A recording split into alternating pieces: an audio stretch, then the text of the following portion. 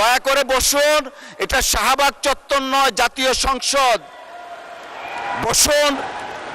এইভাবে সংসদে যখন খুশি তখন দাঁড়াবেন, that is not the norm.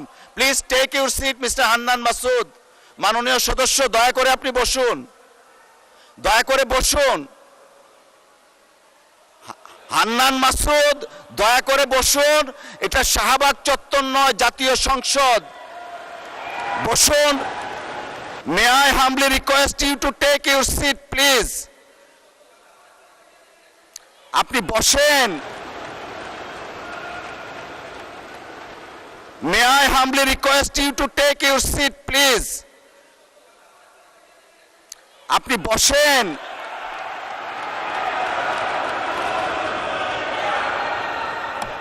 Let me সে, আমাদের বলতে দিন। আপনার ফ্যাসিস্টের কথা বলেন, ফ্যাসিস্টের আচরণ তো আপনাদের কাছ থেকে আসে। No, you must allow us please. ভোগান্তি ভুলে চলে আসুন রিগালে। ওয়ারেন্টি সহ স্টাইলিশ কালেকশন নিয়ে ready Regal furniture. You must allow us to speak. আমি কথা বলছি, আপনারা যখন কথা বলছে, আমরা কেউ কথা বলিনি। মাননীয় মন্ত্রী, পয়েন্ট। মাননীয় মন্ত্রী এদিকে কথা বলেন অ্যাড্রেস করে প্লিজ। এটা হবে, পার্লামেন্টে এটা হয়।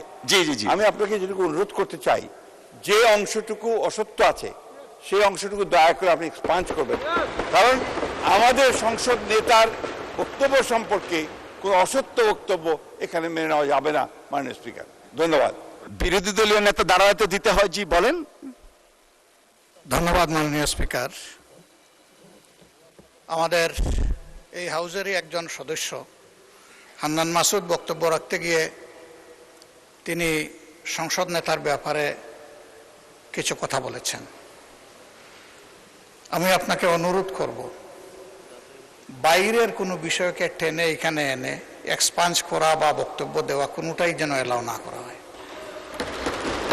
কারণ আপনি এইমাত্র বলেছেন যে এইটা সাভার স্কয়ার নয় বা শাহবাগ স্কয়ার নয়।